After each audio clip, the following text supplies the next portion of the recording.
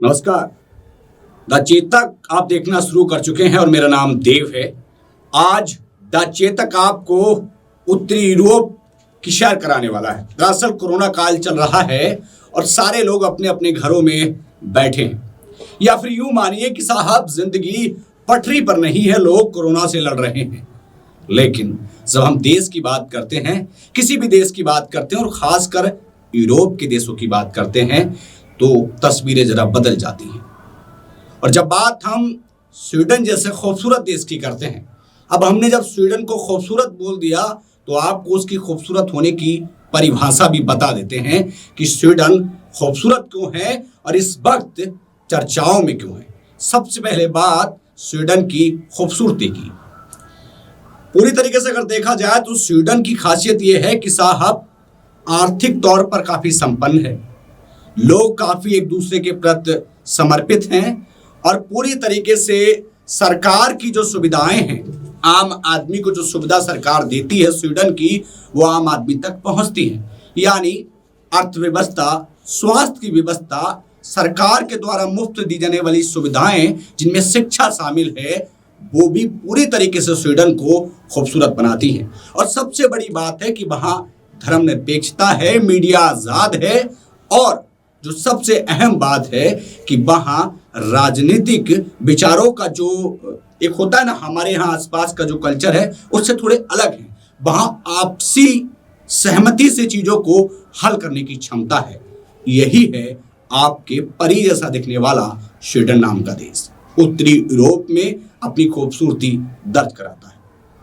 लेकिन द चेतक आज आपको उस स्वीडन के बारे में नहीं बताने वाला। आज हम आपको उस स्वीडन के बारे में बताने वाले हैं जहां पर आग लग गई। आग बोले तो दंगों की आग, ऐसी आग जिस पर स्वीडन में तो तबाही है ही, साथ ही न जाने कितने ही देशों में इसकी चर्चा हो रही है। आज आपको लेकर के चलते हैं स्वीडन के उन्हीं दंगों की तरफ जहां पर बहुत सारी अब तक मीडिया कवरेज हुई है, बहुत सारी बातें हुई हैं। आपको संक्षेप में पहले बता देते हैं कि क्या हुआ था स्वीडन के उस लम्हे पर जिस पर आज खूब सोशल साइट्स पर लिखा जा रहा है। स्वीडन में कुरान की प्रति को जलाया जाता है, कुरान को ठोकर मारी जाती है और वीडियो बनाया जाता है जिसे सोशल मीडिया पर वायरल किया जाता है।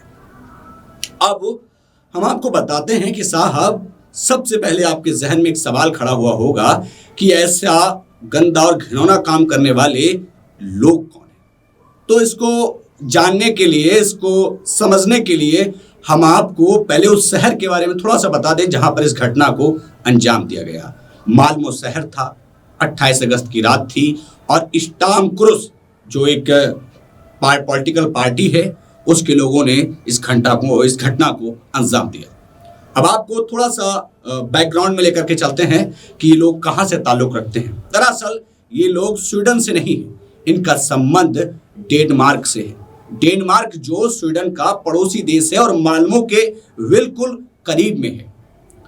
और स्टार्म क्रूस नाम की जिस पार्टी का मैंने आपके सामने जिक्र किया, वो स्वीडन की कोई पॉलिटिकल पार्टी नहीं, बल्कि वो पार्टी डेनमार्क की है जिसके मुखिया हैं रासमुस पालुदन। दरअसल रासमुस के बारे में हम आपको थोड़ा सा बता दें, इनकी जो विचारधारा है वो इस्लाम के प्रति काफी कट्टर प्रकृति की है। ये इस्लाम के खिलाफ अक्सर वीडियो डालते हैं जिनमें भड़काऊ बातें होती हैं। इनका मानना है कि इस्लाम कहीं ना कहीं उत्तरी यूरोप के लिए और संपूर्ण विश्व के लिए खतरा है। इसी एजेंडे पर काम करती है रासमुस पालुदन की पार्टी स्टार्म क्रूस।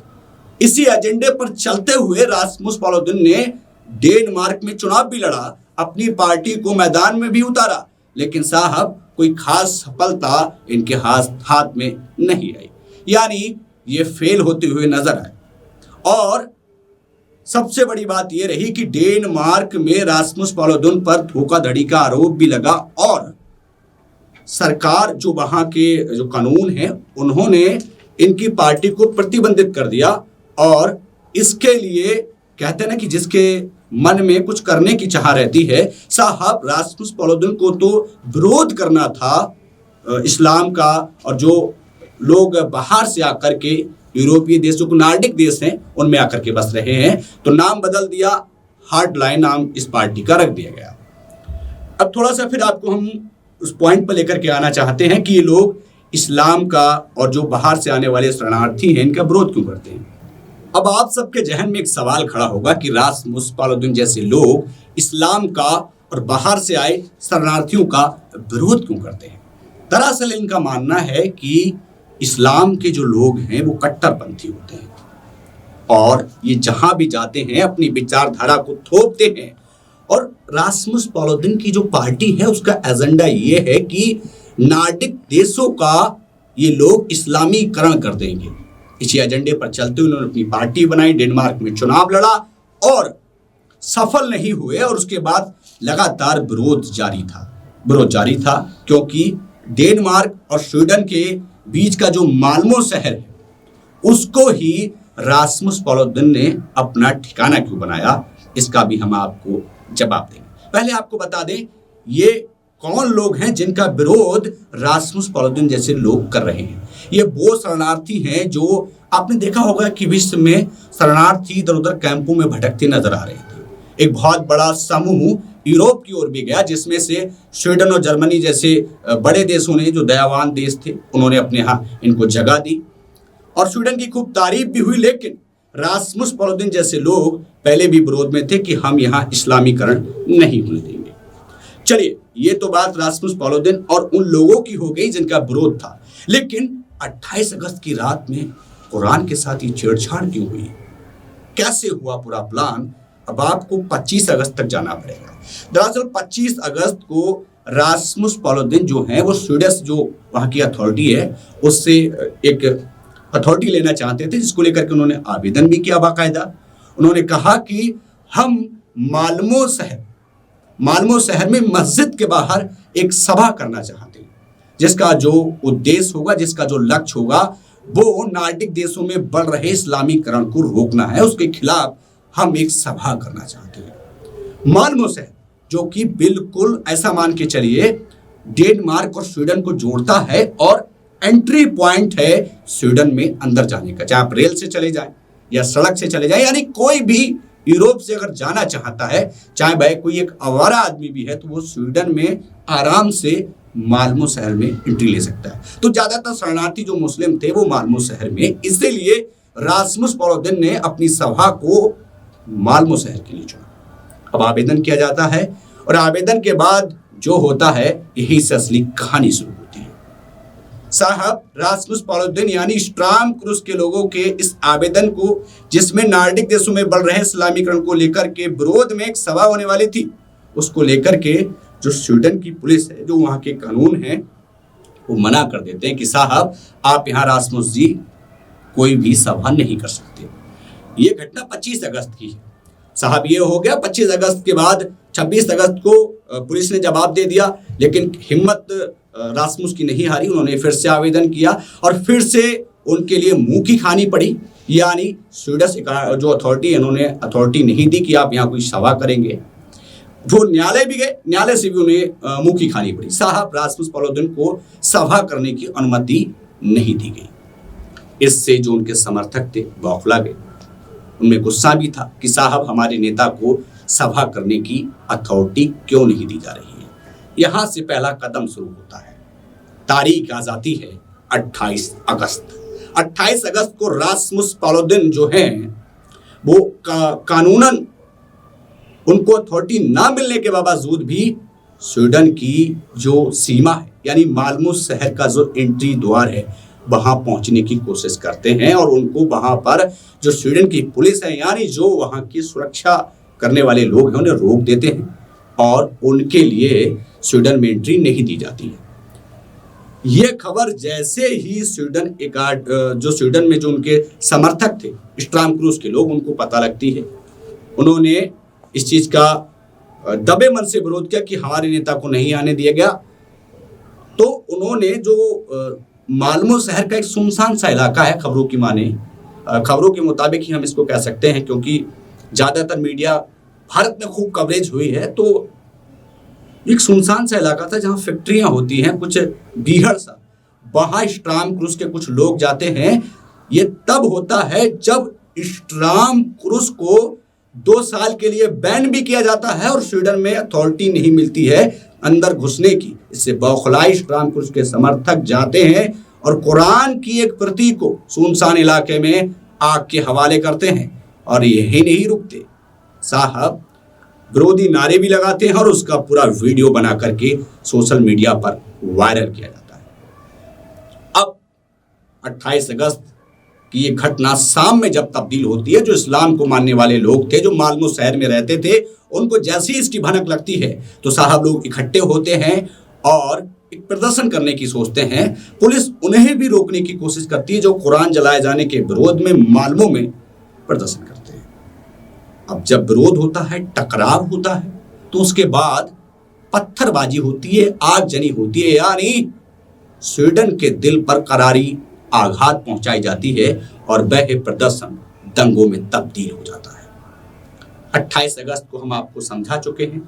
पहले कुरान को रामकृष्ण के लोग जलाते हैं, उसकी वीडियो बनाते हैं, उसके बाद भी एक सभा करते हैं, उसे पैर से ठोकर मारते हैं, उसका भी वीडियो वायरल करते हैं और उसके बाद जो इस्लाम को मानने वाले लोग हैं वो इसका विरोध करते हैं और वो प्रदर्शन दंगों में तब्दील होता है। उसके बाद रात 3 बजे तक ये सब चलता रहता है। पुलिस पूरी कोशिश में रहती है, पुलिस भी पत्थर खाती है और उसके बाद जो होता है, भारत में इस पर खूब कवरेज की गई, भारत में इस पर खूब कमेंट किए गए, भारत में खूब मीडिया रिपोर्ट्स हुई। पूरे देश के जो आसपास जो जिम्मेदार लोग थे उन्होंने भी अपनी इस पर बात रखी। कुछ भारत के लोग थे, कुछ बाहर के लोग थे, लेकिन इन सब के बीच में जो एक बड़ा सवाल है, स्वीडन के वो लोग जो वहाँ रहते हैं, जब उनसे बात की गई तो उन्होंने बताया कि साहब ये केवल दंगा भड़काने वाले लोग थे, इनको हिरासत में लिया जाएगा, इनके खिलाफ कानूनी कार्रवाई की जाएगी। और मुस्लिम समाज के कुछ लोगों ने और जो स्वीडन के लोग थे पुलिस के साथ मिलकर मालमो की सफाई कराई और मालमो को जैसे जो उनका पहले का मालमो था उस रूप में लाने की कोशिश की गई। लेकिन इन सब के बीच में बड़ा सवाल है कि आखिरकार क्या वाकई इस्लाम जो है, इस्लाम का जो विरोध हो रहा था वो ठीक था या गलत था। तो वाकई क्या इस्लाम, जैसा कि मैंने आपसे पूछा, क्या रासमुस पालुदन लोगों को लग रहा है कि खतरा है? स्वीडन के लोगों ने तो इस पर अपनी मिलीजुली राय दे दी है कि साहब कुछ नहीं हुआ, हम कोरोना से लड़ रहे हैं, हम देश की इकोनॉमी को अपने स्तर पे लाने की कोशिश कर रहे हैं, हम अपना देश बचाएंगे, देश हमारे लिए पहले है। और सबसे बड़ी बात कि साहब वहाँ के नेताओं ने कोई गैर जिम्मेदारी भरा बयान नहीं दिया। वल्क जो स्वीडन के नेता थे वो चुप हैं, वो अपने देश के बारे में सोच रहे हैं। अगर यही घटना अगर भारत में होती तो क्या होता, एक बार आपसे सवाल है। लेकिन फिर हम आपको लाते हैं वही, मालमो शहर जला, मालमो में दंगे हुए और इस्लाम का विरोध हुआ और जो बाहर से आने वाले शरणार्थी हैं उनका रासमुस पालुदन जैसे दक्षिणपंथी लोग लगातार विरोध कर रहे हैं। क्या ये सही है? कुछ सवाल मैं आपके सामने छोड़ के जा रहा हूं जिनके जवाब आप द चेतक के कमेंट सेक्शन में जाकर देंगे। क्या रासमुस पालुदन जैसे लोग जो इस्लाम के जो मानने वाले लोग हैं, इस्लाम के लिए वो दुनिया को खतरा बता रहे हैं, इस्लाम नाम का शब्द ही दुनिया के लिए खतरा है, और जो शरणार्थी हैं वो यूरोप के लिए खतरा है, क्या सही है? क्या कुरान के साथ जो उन्होंने किया वो कहां तक कोई राजनीतिक एजेंडा था या केवल राजनीतिक रोटियां सेकने का एक जरिया था?